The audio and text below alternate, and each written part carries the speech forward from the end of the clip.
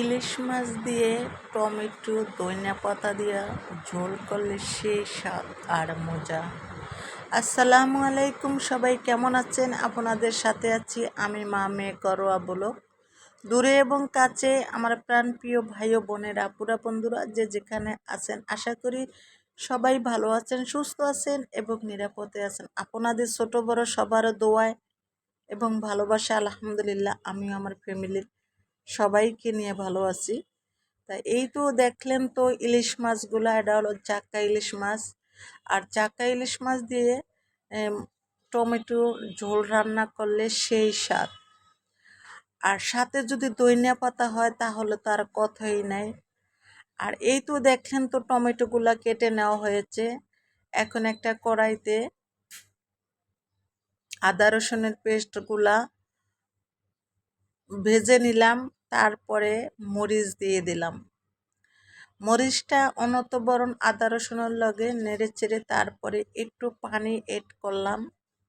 কারণ হচ্ছে পানিটা এড না করলে আবার পুড়ে যাবে, পুড়ে গেলে কালারটা নষ্ট হয়ে যাবে। তাই সেজন্য একটু পানি এড করলাম, তারপরে পানি দিয়ে হলুদ দিলাম।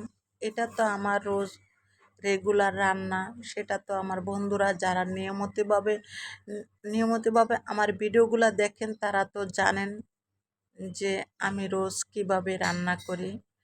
আসলে আমি অত পারদর্শী রাঁধুনি না, আমি আমার মতো করে আমি রান্না করি। সেটা তো ভিডিওতে দেখতেই পারছেন বা দেখতেই পারেন। যারা আমার ভিডিও দেখেন তারা তো ভুলে যাবেন না আমার রান্নাটা। এই তো অনতবরণ নেড়েচেড়ে একদম কষায়া নিলাম মরিচ আদা রসুনের পেস্ট, মানে সোজা কথা মশলাগুলা কষায় নিলাম। এখন আমি টমেটোগুলা দিয়ে দিলাম। কারণ হচ্ছে কেন টমেটো আগে দিয়ে দিলাম সেটা ভিডিওর শুরু থেকে শেষ পর্যন্ত দেখতে থাকেন, তাহলে বুঝতে পারবেন। তাই টমেটোটা দিয়ে একটা ঢাকনার সাহায্যে ঢেকে কিছুক্ষণ রান্না করলাম। তাই ঢাকনাটা তুলে এখন আবার নেড়ে চেড়ে দিয়ে দিলাম। আর এই তো পাশের চুলাতে আবার ভাত বসানো, মানে মাটির চুলা রান্না বলে কথা। তাই একটু পানি এড করলাম। আর টমেটোতে পানি বেশি এড করা যাবে না, টমেটোতে এমনিতেই পানি বেশি হয়ে যায়। আর এই তো একটা কড়াইতে মাছ ভেজে নিলাম, হালকা করে মাছগুলো ভেজে নিব। আর মাছ রান্না করলে, ইলিশ মাছ যদি ভেজে রান্না করে তাহলে কিন্তু হলুদের প্রয়োজন হয় না। তাই আমি হলুদ দিই নি, হলুদ ছাড়াই মাছগুলা ভেজে নিচ্ছি।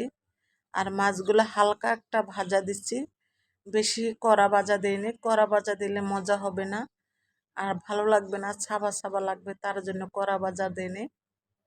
আর এটি জাক্কা ইলিশ বলে কথা, জাক্কা ইলিশ বলে না ঝাঁকা ইলিশ বলে, যাই হোক একটাই।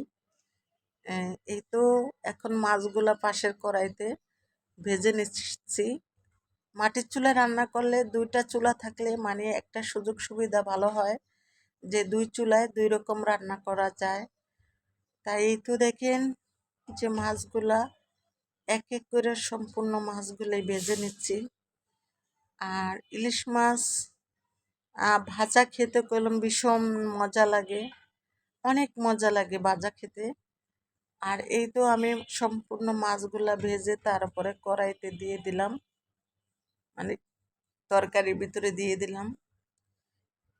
আমার বন্ধুরা, আমার মিষ্টি মিষ্টি আপুরা যারা আমার ভিডিওটা এই পর্যন্ত দেখছেন, লাইক দিতে ভুলে গেছেন, তাদেরকে স্মরণ করাই দিলাম, লাইকটা দিয়ে দিন। আপনাদের একটি লাইকে আমাকে অনেক দূরে এগিয়ে নিয়ে যাব। আর আপনাদের একটা মহামূল্য লাইকটা যে কত মূল্যবান সেটা তো বেশ ভালো করে জানেন। অনেকে কিন্তু কমেন্ট করে যায়, আবার লাইক দিতে ভুলে যায়, আবার অনেকে কিন্তু শুধু লাইক দিয়ে যায়, কমেন্ট করে না। আমি অনেক ভিডিওতে কিন্তু কীরকম দেখতেছি। আর আমার বন্ধুরা কিন্তু বেশি ভালোবাসে যা হয় আর কি, তাই মনে থাকে না, বেশি ভালোবাসে তো তার জন্য মনে থাকে না। তা এই তো দেখতে পারছেন আমার তরকারিটা রান্না হয়ে গেছে।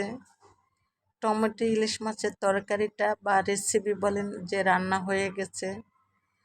তাই সবাই ভালো থাকবেন, সুস্থ থাকবেন। আল্লাহ হাফেজ। আসসালামু আলাইকুম।